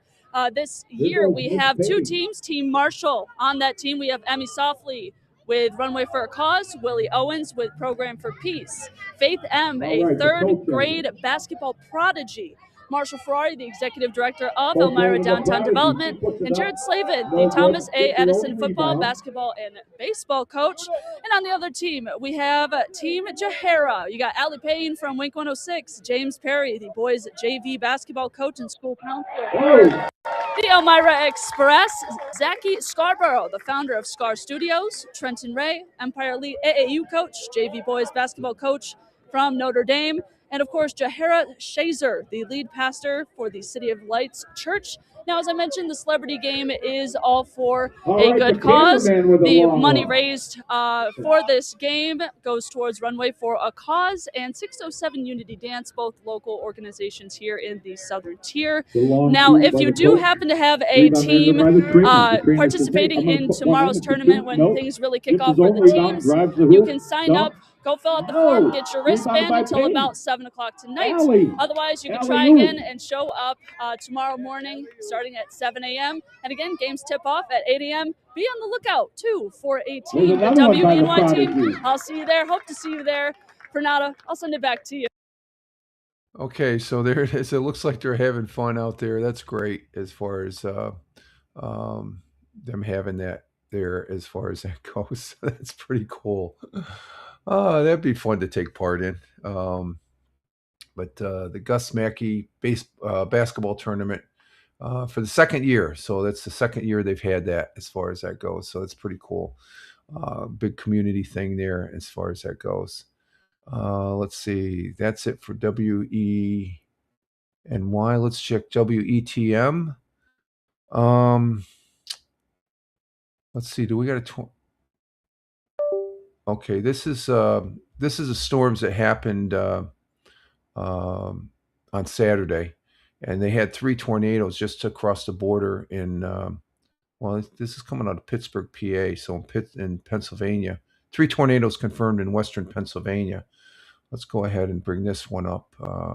Gives you an idea what the storms are like here in the southern tier of upstate New York, but also to the south, our neighbor here. So let's bring this up.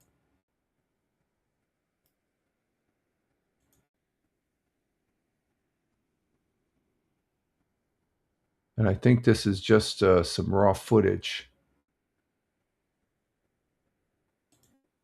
Yeah, that's the forming of a tornado right there. So you can see the upswing That's the forming of a tornado. It happened, the circulation stuff. That's how it starts right there. So this is going to be a EF1 tornado. So, okay, we'll bring that back. Oh, let's see, wrong one. Okay, we'll remove that. So that just shows you the start of a tornado, but they had 3 confirmed reports. 3 tornadoes confirmed in western Pennsylvania. Touchdown Saturday in Jefferson and Westmoreland counties. We had some here, I guess, down in Deposit. There's some damage from high winds that happened on Saturday. So let's see. I think that's it for.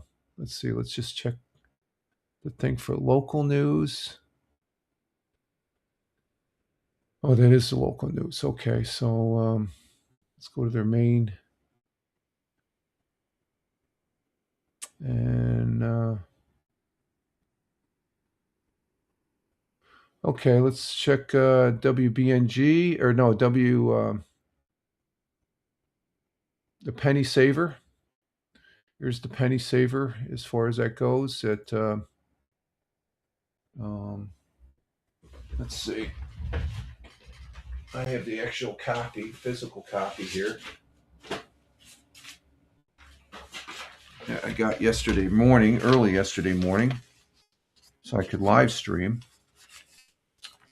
And here it is, right here, Penny Saver. And on the front page of the online, they have a picture of countdown to the Tioga County Fair, which is in August, and they're going to have a tractor pull. So they have the tractor pull, but this is the actual yesterday's copy right here. And on the front page of here, we got scholarships raised, record amount for agricultural trade. And you got Tioga County Rural Ministry receive over 100,000 donation to help meet their urgent needs. So, and then 2026 Blueberry and Book Festival up there in the Berkshires. So this is the Penny Saver we get, and the primary reason we get it, the missus, she likes it's Tops, and I think there's a Price Shopper. She might have the Price Shopper on her desk, but Tops and Price Shopper are the 2 grocery stores that we primarily go to Price Shopper. So this is the Penny Saver, the actual physical paper. I actually still read a paper newspaper here as far as that goes. So, all right. Okay, let's see, WKGB, what do we got? KGB, anything? And nothing on KGB. Let's go to KISS 105. Same stories as on the Whale and WNBF about the J.C. Wegmans manager retiring. 36 years. God bless him. You know, he retired this past Saturday, and he'll enjoy. I've been retired for 3 years, and it's great. It's great. Let's see. Spectrum News. What do we got on Spectrum News? Let's see. Got anything on Spectrum News? I don't know. Is there a news article on this one? No, nothing there. Let's check the headlines on Spectrum News, and they talk about the Northside Station. We already talked about that.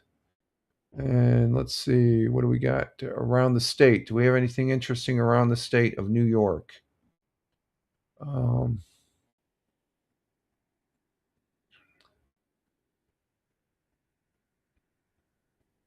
Let's see, when was this one? That's 14 hours ago. So let's see, what do we got here?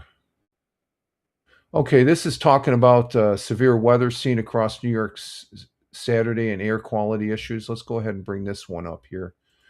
Okay, give you an idea of what it looks like here in New York. And there's Spectrum News. No affiliation, just for information only for the viewers for watching live and on the replay. So let's give this a look.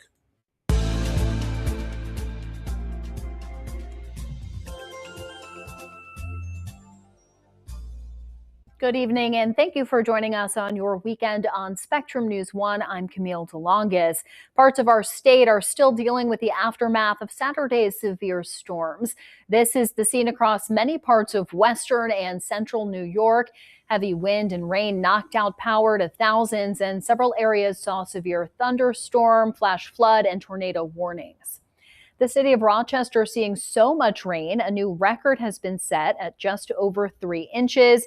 That breaks the old record of 1.75 inches, set all the way back in 1908. We caught up with one man about what he experienced during the storms.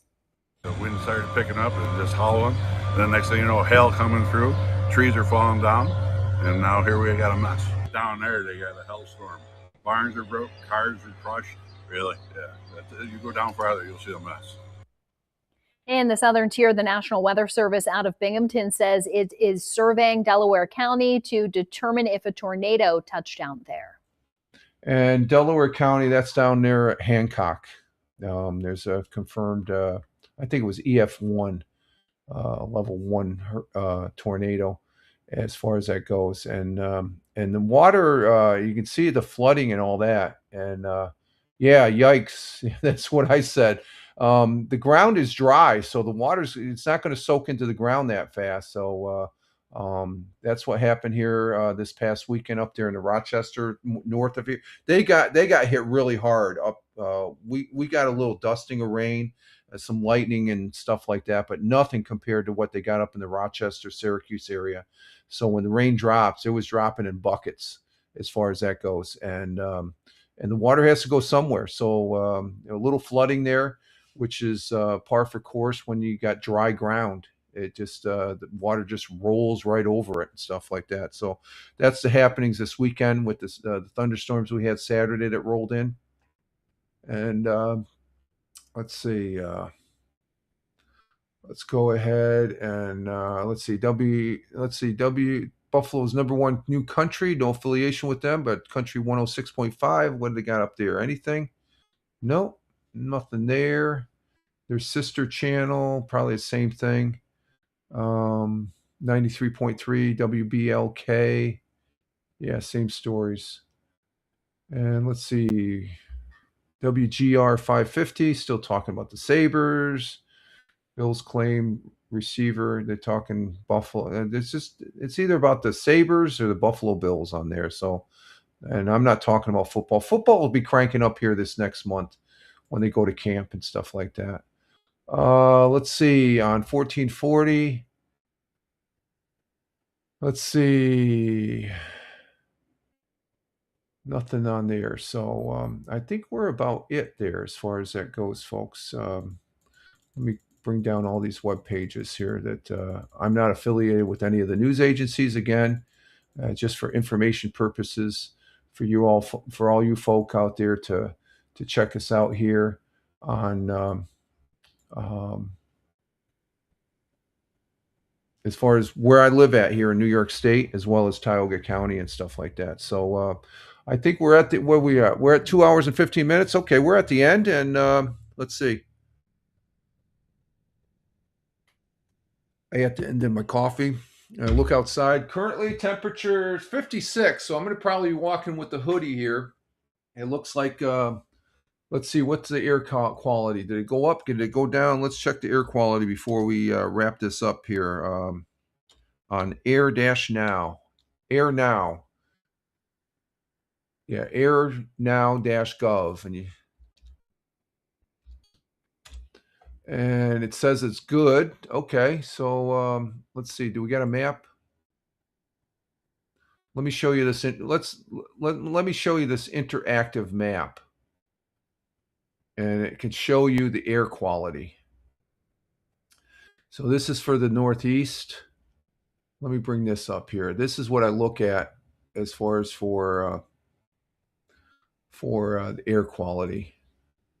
Let's see. Let's bring this map up. This is airnow.com. It's an interactive map, and it has a wealth of information concerning our air quality. And let's see, let me bring this up on the stage. There it is, Air Now, and you can see the smoke. Yellow is bad. Okay, if there's no color, you either have yellow, orange, or red. Those are the bad. That's the bad smoke. Okay, I'm currently in the green. On the green is good. Okay, green is our current air, and let's see, green is 0 to 50, yellow is 50 to 100 parts per million, and orange is 100 to 150, red is 150 to 200, the purple is 200 to 300, and you're off the hook if you're way off to the right in the dark purple as far as that goes. So here's the map. As we zoom down into New York, you can see most of New York. It's just out in the Buffalo area that is yellow. Down there in West Virginia, or Virginia, the Commonwealth of Virginia, they're in the yellow. So there's Virginia right now, as far as that goes. Let's see. Let's bring these out there. Okay. So here's Virginia. You can see they're in the yellow. And we were in the red right here over the weekend. We got so the winds are going off this way as far as that goes. What do I got here? Okay, we got some. So that's how we look on the map. And as far as the air quality. So, but we're currently in the green. We're in the, you saw it was clear. Well, actually, let me go back to that. Hang on for a minute.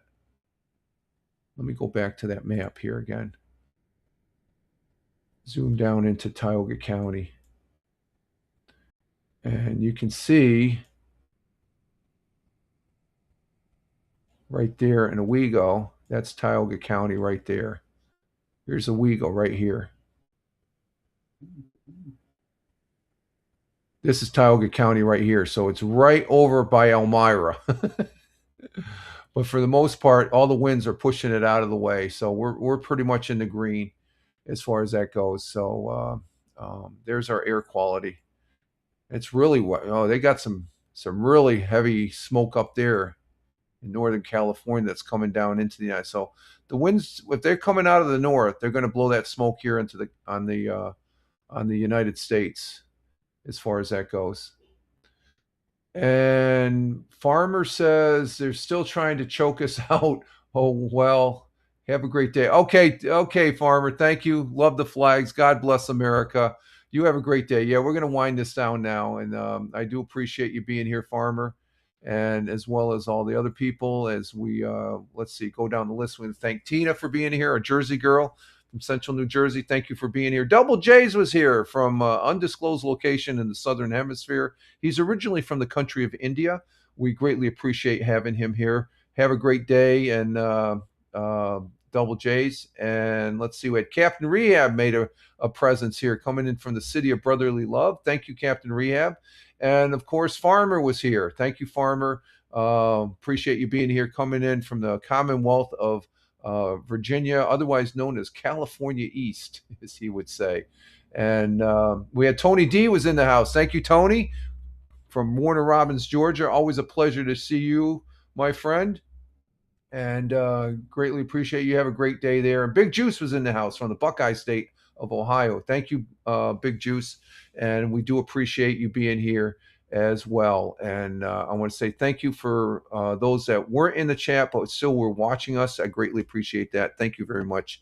And we're ending with 5 people on Rumble. Thank you, Rumble. Rumble rocks. 1 person on Locals. 4 people. We got 4 people on YouTube. Thank you, YouTube. And 1 person on Twitch. So thank you very much for that. And those people that are watching the replay, thank you very much as well. Greatly appreciate. Thumbs up to you guys. And also the people that are listening to us on the audio. We repurpose the audio over there on Spotify, at Fireman Rich on Spotify, at Fireman Rich on Spotify. And I'm also at Fireman Rich on X, formerly known as Twitter. I still call it Twitter, but it is X. And on all those other fine social media platforms, look at the links that are in the various platforms you're on. You'll see where else I'm at. There's a public Facebook, The Real Fireman Rich, as well as other platforms. Or just Google Fireman Rich and Fireman Rich, and you'll see where else I'm at. But other than that, that's all we have here for now, folks. So we're going to go ahead and skate out of here. And you all have a great one wherever you may be on this big blue marble. Live life, have fun. Ciao for now. As always, peace. Take care. Have fun. God bless you all, and God bless America. Ciao for now.